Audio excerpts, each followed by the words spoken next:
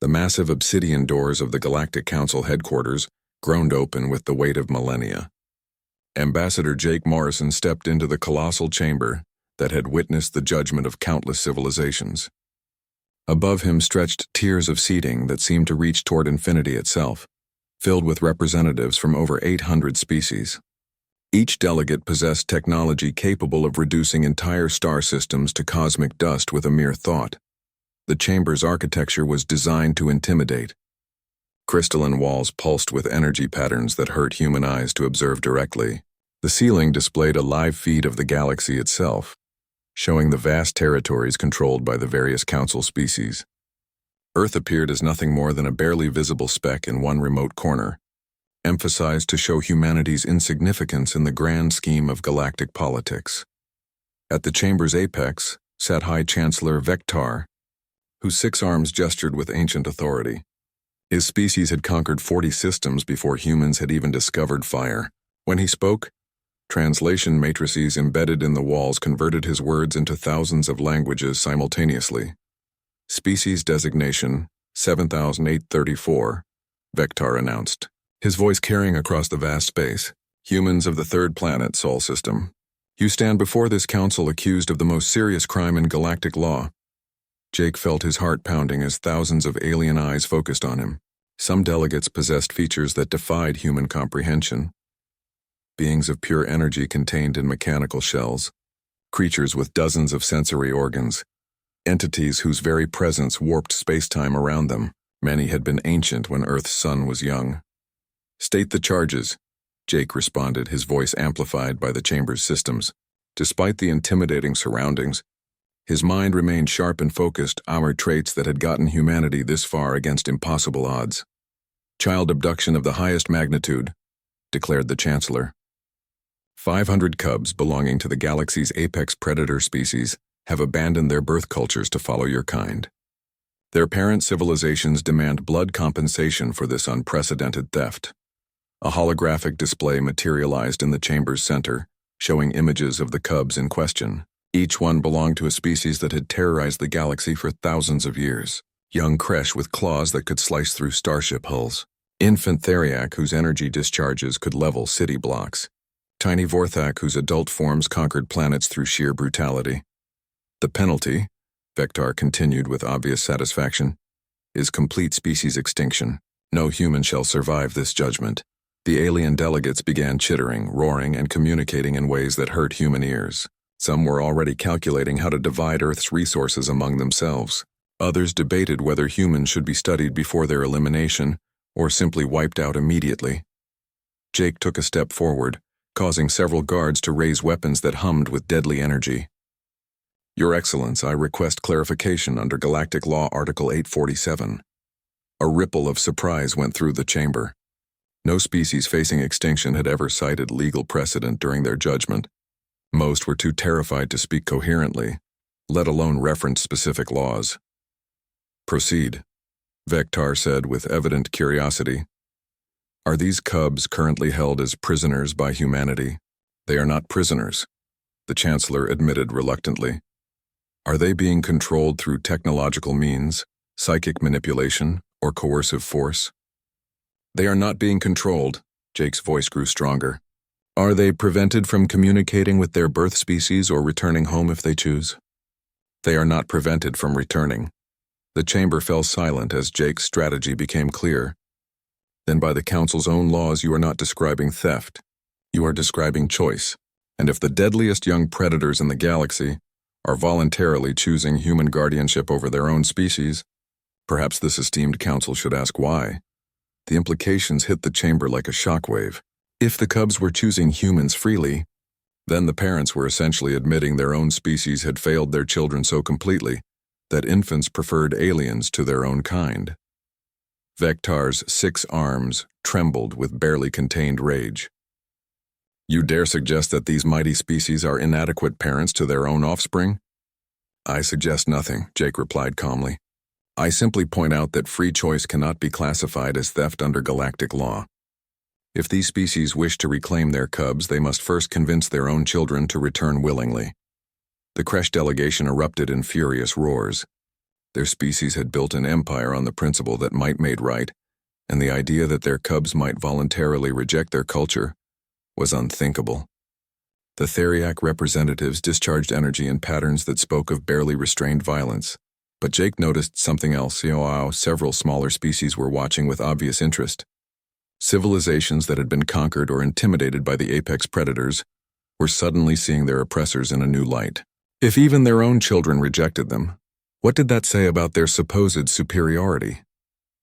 This council recognizes no such legal technicality, Vectar declared. The cubs belong to their birth species by blood right.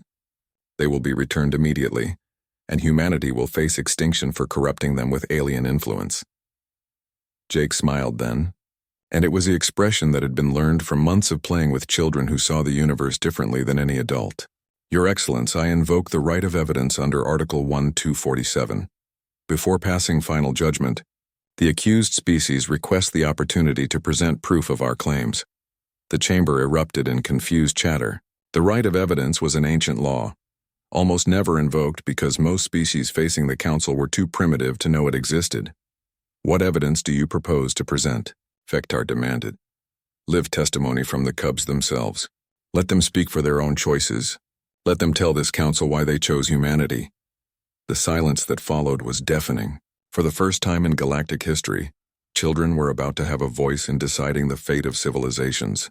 And somewhere in the hidden sanctuaries of human space, 500 young beings who could reshape the galaxy were preparing to speak truths their parents had never wanted to hear. The greatest predators in the galaxy were about to discover that their cubs had learned something their species had never imagined possible.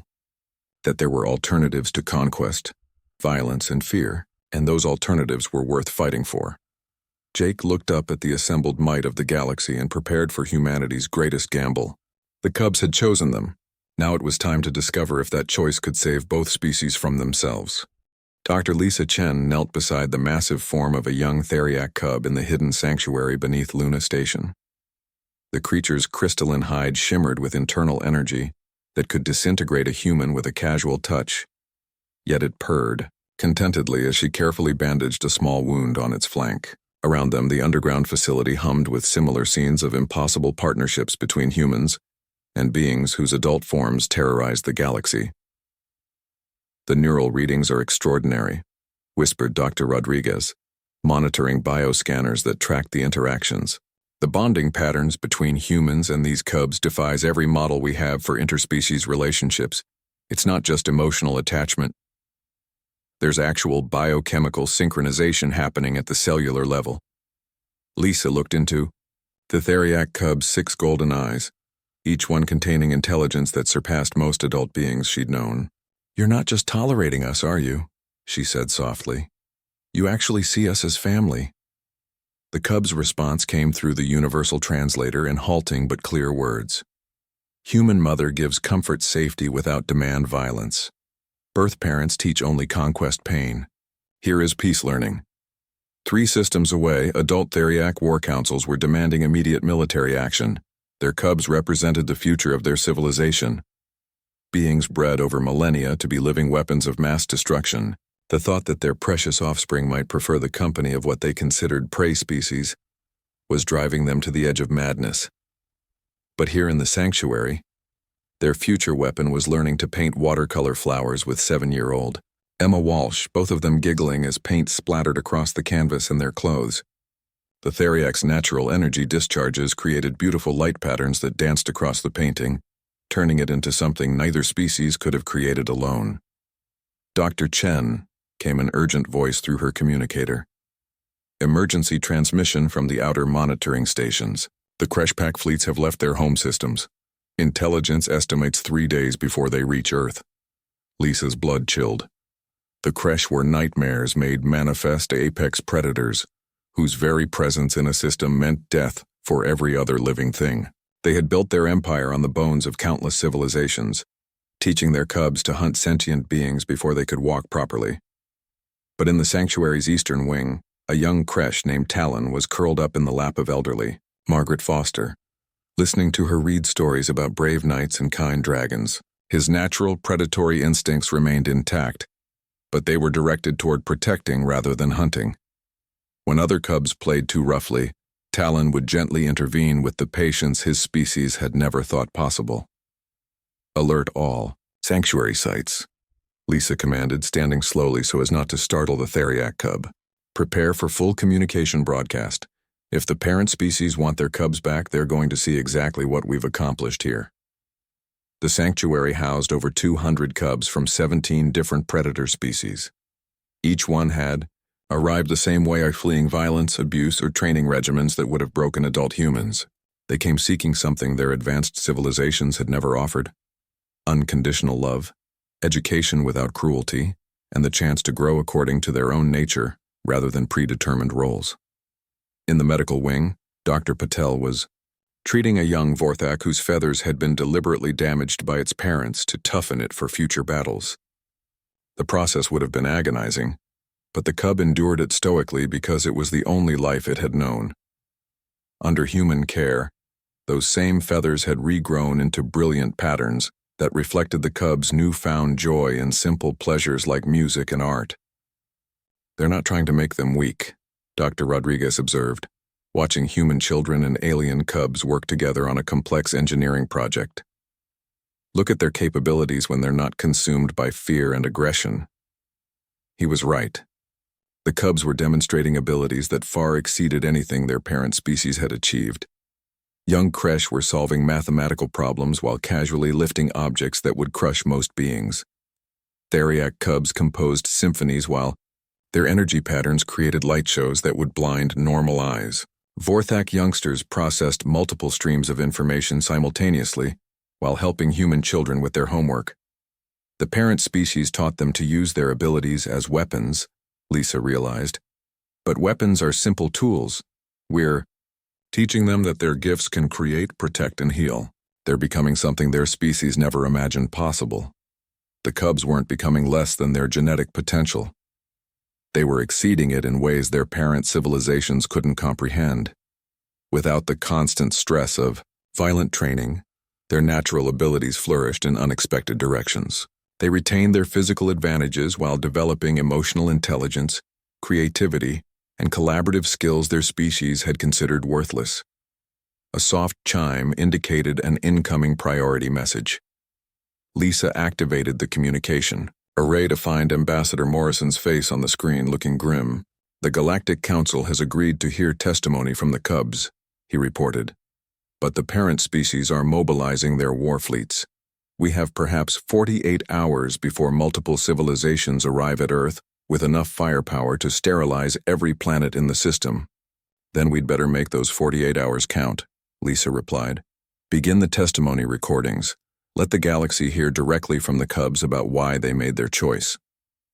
Over the next several hours, cubs from every sanctuary site across human space shared their stories. They spoke in their own languages through translators and sometimes through art, music, and demonstrations that conveyed meaning beyond words.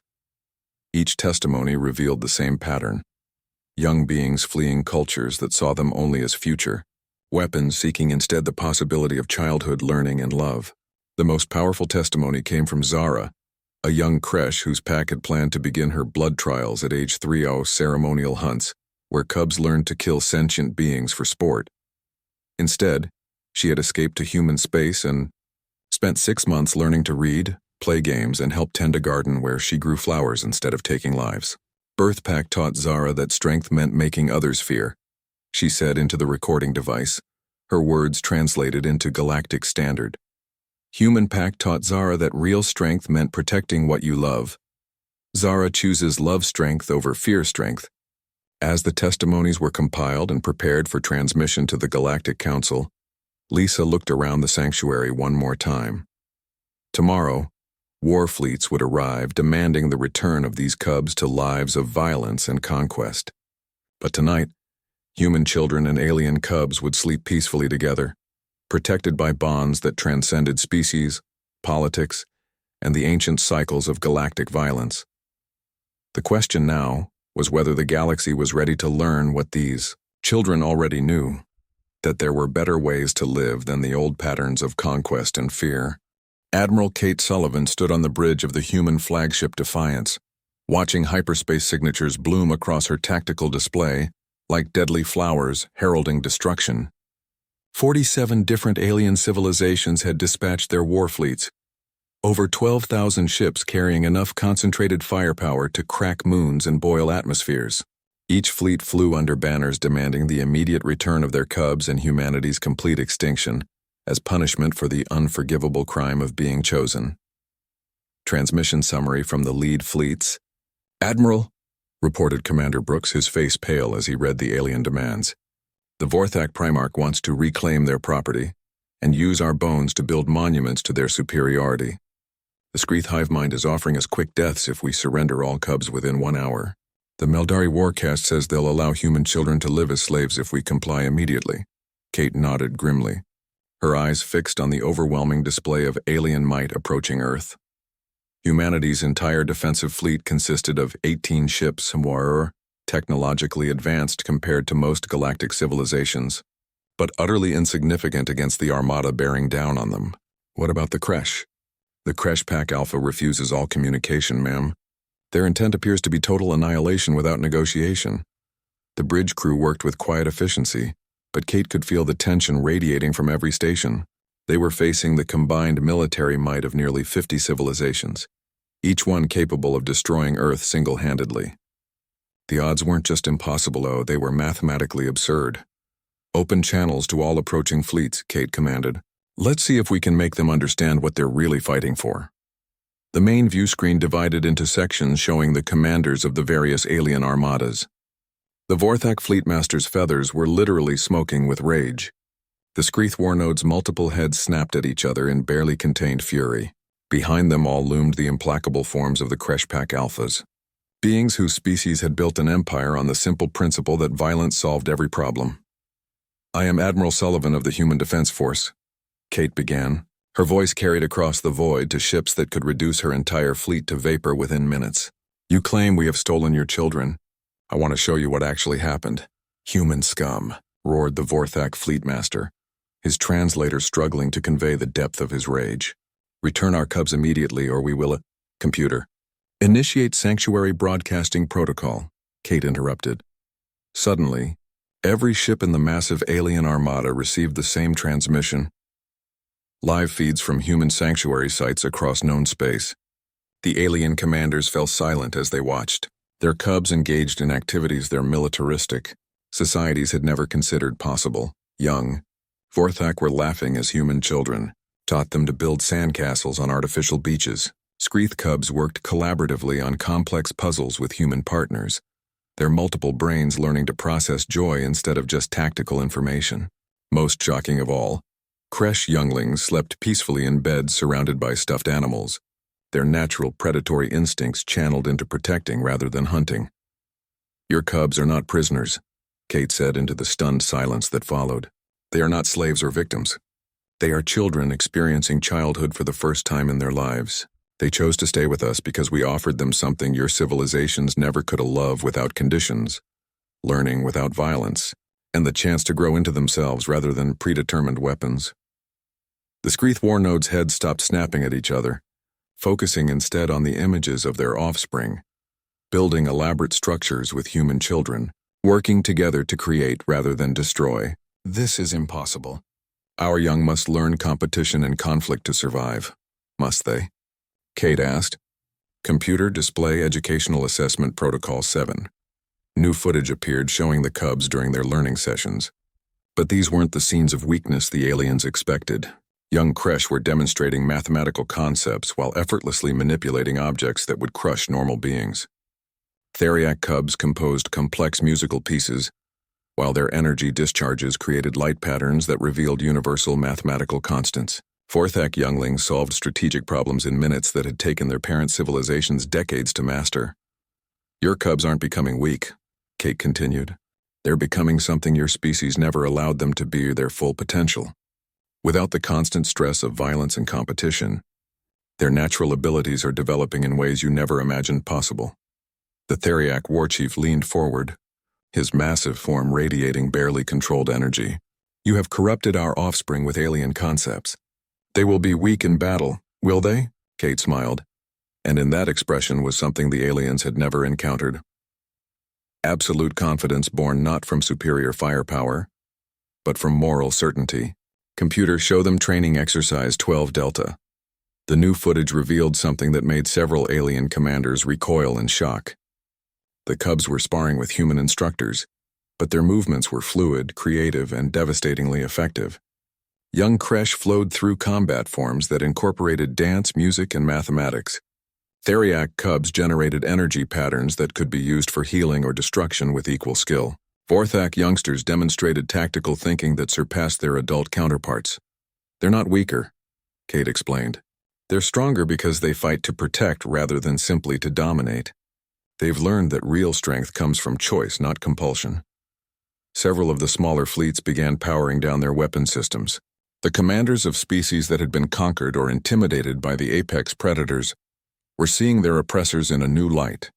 If even their own children rejected their cultures of violence, what did that say about their supposed evolutionary superiority? But the largest fleets remained hostile. The Kreshpak Alpha finally spoke, his voice a growl that the translators rendered as barely controlled savagery. You have made our Cubs weak with your peace sickness. They are no longer fit to be Kresh.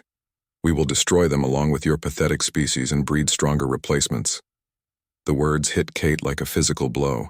These beings were willing to murder their own children rather than admit their culture might be flawed. Around the bridge, her crew stared in horror at the casual way the Kresh leader had condemned his own offspring to death. Then you've proven exactly why they chose us, Kate said quietly. Because we value them as individuals, not as weapons. Because we see them as precious, not as replaceable. Because we love them unconditionally, not based on their usefulness to our ambitions. The Kresh Fleet Alpha's response was to order an immediate attack. Plasma torpedoes erupted from his flagship toward the human defensive line. Other militant fleets followed suit, unwilling to accept that their perfect societies might have fundamental flaws. But as the first shots crossed the void, something unprecedented happened. From the sanctuary sites across human space came a transmission on frequencies. Only the Cubs could access via harmonic communication that had developed during their months of learning and growth together. 100 young voices spoke as one, reaching out to their birth species with a message that would reshape the galaxy's understanding of strength, family, and choice. The Cubs were no longer just choosing between species. They were choosing between two completely different ways of understanding what it meant to be alive. The first wave of plasma torpedoes erupted from the Kresh dreadnought without warning, streaks of superheated death that would have vaporized any conventional vessel. But the human ship danced between them with impossible grace. Its pilot, guided by instincts learned from months of playing with young Kresh Cubs who had taught humans to think in 3 dimensions instead of 2. All human vessels. Implement Cub protocol formations, Admiral Sullivan commanded across the fleet communications. Throughout the human defensive line, ships began moving in patterns no galactic military had ever witnessed, whereas formations learned not from war colleges or tactical simulations, but from children's games played in sanctuary courtyards. On the bridge of the Kresh flagship, Pac Alpha Gorvex watched in growing bewilderment as his supposedly inferior prey outmaneuvered his entire war fleet. How are they moving like that? No species fights with such randomness. His confusion was shared across the alien armadas. The human ship seemed to dance rather than fight, flowing between attack patterns with a fluidity that made conventional tactics useless. What the aliens didn't understand was that the humans weren't following military doctrine. They were following lessons learned from Cubs who thought outside the rigid parameters of warrior cultures. On the human destroyer Courage, Captain Maria Santos received gentle guidance from an unexpected source. Through the ship's communication system came the voice of Kira, a young Kresh Cub speaking from her sanctuary on Europa. Uncle Gorvex thinks like Hunter, Kira explained patiently to her human guardian. But hunters have patterns they cannot break. Cubs play without patterns. That is why he cannot catch you. The irony was breathtaking. The galaxy's most feared predators were being outmaneuvered by their own children's understanding of movement in space. The Cubs knew their parent species better than the adults knew themselves, and they were sharing that knowledge to protect their chosen families. Meanwhile, in the hidden sanctuary beneath New Geneva, Dr. Lisa Chen watched the battle feeds with growing alarm. The cubs around her were becoming increasingly agitated, their enhanced senses detecting the presence and hostility of their birth parents across the void. But their reaction wasn't what anyone expected. They're not afraid, she realized as she observed their behavior patterns. They're protective. Young Talon, the creche cub who had learned gentleness from Grandmother Margaret, looked up at Dr. Chen with ancient wisdom in his eyes. When he spoke, his words carried the weight of a fundamental truth his species had forgotten. Pack protects pack. Humans are our pack now. We protect human pack. Across the galaxy, a message began transmitting on frequencies that only the cubs could access, jarring harmonic patterns that had evolved during their time together in human sanctuaries. It was a communication method their parent species had never developed, born from cooperation rather than domination. 500 voices joined together in a chorus that reached every attacking fleet simultaneously. The message was simple, but its implications would reshape galactic civilization forever. We are not prisoners. We are not corrupted. We are loved and we love in return. The humans showed us what you could not that strength comes from choice, not force. That family means protection, not possession. That growth comes from nurturing, not conquest. Stop this war, or you will face not just humanity but us. The effect was immediate and devastating. Ships that had been pressing their attacks suddenly found themselves facing opponents guided by cubs who knew every weakness, every tactical preference, every cultural blind spot of their birth species. But more than that, they were confronting young beings willing to use their considerable abilities to defend their chosen families. On the Theriac battleship Burning Sky, War Chief Zektar felt his energy patterns disrupting as his own offspring, speaking through human communication systems, began generating harmonic frequencies that interfered with his ship's power grid. The young Theriac weren't attacking. They were simply demonstrating that they possessed capabilities their parents had never taught them, abilities developed through love rather than forced training. How can they do this? Zektar demanded of his subordinates. They are children. The answer came from the cubs themselves, transmitted directly to their birth parents with a clarity that cut through centuries of cultural conditioning. You taught us to be weapons. Humans taught us to be ourselves. We choose ourselves. The psychological impact was staggering. These ancient civilizations had built their entire identities around the superiority of their warriors, the perfection of their breeding programs, the inevitability of their conquest. But their own children were rejecting everything they represented, and doing so from a position of strength rather than weakness. Admiral Sullivan watched as the tide of battle began to shift in ways that defied all conventional military logic. The cubs weren't fighting their birth parents directly, They were simply showing them alternatives that made violence seem primitive and unnecessary. Young Vorthak were demonstrating mathematical principles that revolutionized faster than light travel. Screeth cubs revealed collaborative problem-solving techniques that could solve resource scarcity across entire star systems. Creche younglings showed their pack leaders tactical innovations that made conquest obsolete by making defense perfect. They're not just protecting us, Admiral Sullivan realized. They're trying to save their own species from themselves. But not all the alien commanders were willing to listen. The most fanatical adherents to the old ways saw their children's evolution as a corruption that had to be stopped at any cost. These fleets pressed their attacks with renewed fury, willing to destroy their own offspring rather than admit their civilizations might be flawed. It was then that the cubs made their most difficult choice. Across human space in sanctuary after sanctuary, young beings who had learned to value life above conquest made the decision to actively defend, rather than simply demonstrate. They began using their abilities not to educate their birth parents, but to protect their chosen families. The galaxy was about to witness something that had never existed before. Children fighting not for conquest or glory, but for the right to love and be loved in return. And their birth parents were about to discover that cubs, raised with compassion, were far more dangerous than any weapon they had ever created through cruelty. The war that was meant to reclaim wayward children was becoming a revolution that would transform the very meaning of strength, family, and choice across the galaxy. But first, everyone would have to survive what the cubs were prepared to do to protect the first real homes they had ever known. In the depths of space, as energy beams painted the void in deadly colors and the fate of civilizations hung in the balance, something unprecedented occurred. The youngest Vorthak cub, barely 8 weeks old, began to sing from her sanctuary on Mars. It was a sound that had never been heard before in the violent history of her species. A melody of pure peace learned from human lullabies but expressed through Vorthak harmonics that could influence the emotional centers of their species' brains. The song traveled across space on quantum frequencies, reaching the Vorthak warfleet like a gentle touch to minds that had known only conflict. Aboard the flagship Talon of Fury, Admiral Kesevar felt something impossible happening. Our tears began streaming down his feathered face, a biological response his species wasn't supposed to be capable of experiencing. "What has happened to my daughter?" he whispered, his voice breaking with emotions he had never learned to name. The answer came from Dr. Chen, broadcasting live from the Mars Sanctuary. "Nothing has happened to her, Admiral. This is who she always was beneath all the conditioning for violence. Your cubs aren't broken or corrupted. They're finally free to express their true nature." Across the alien fleets, similar transformations were occurring.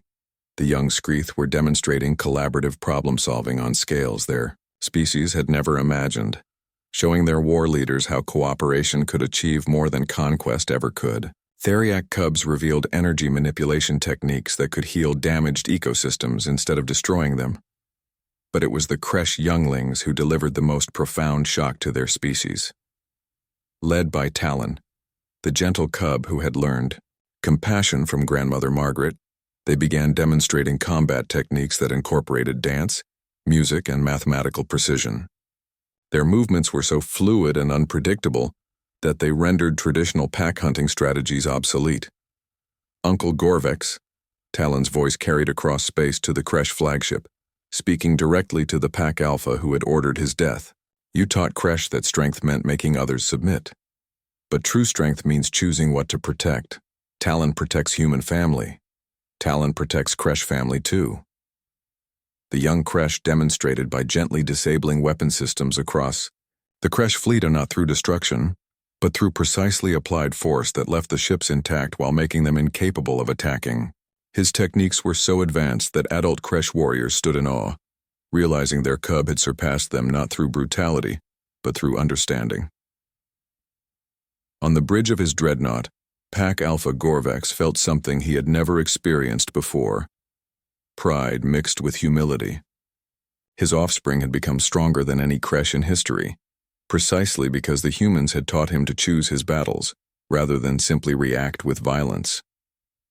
"Stand down," Gorvex commanded his fleet, his voice carrying across Kresh communication channels. "All ships, cease hostilities." Pack Alpha questioned his second-in-command.